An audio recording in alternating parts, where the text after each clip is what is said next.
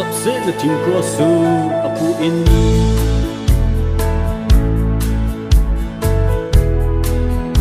Calvary ham azune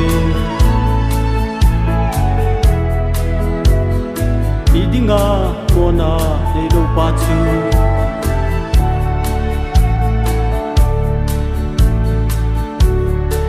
cross a khem be jing ham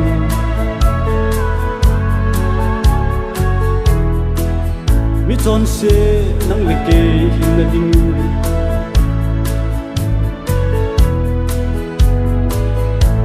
amen alo pinge je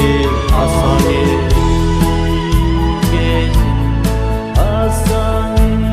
hi bang lo ngai du na hi bang lo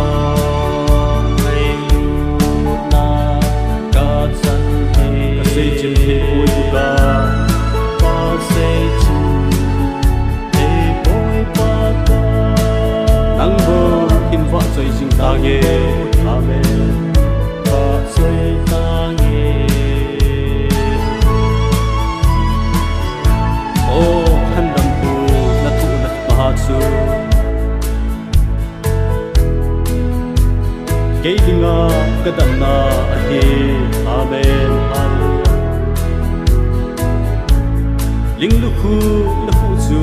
kedia laku Chisan bi banga long chin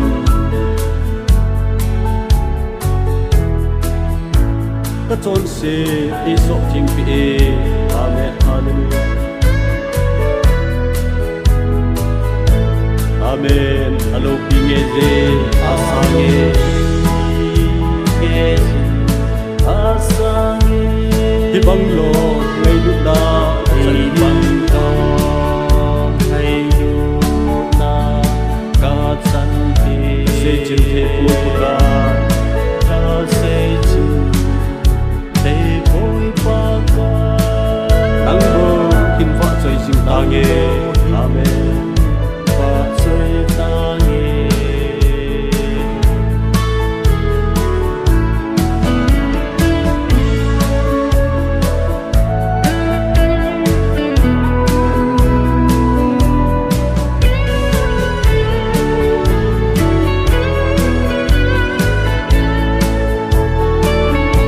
It's money hosuna kaisu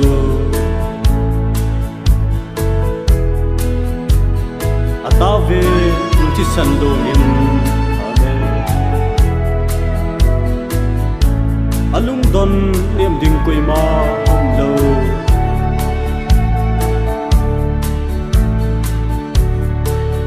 Vana panjong kering am lo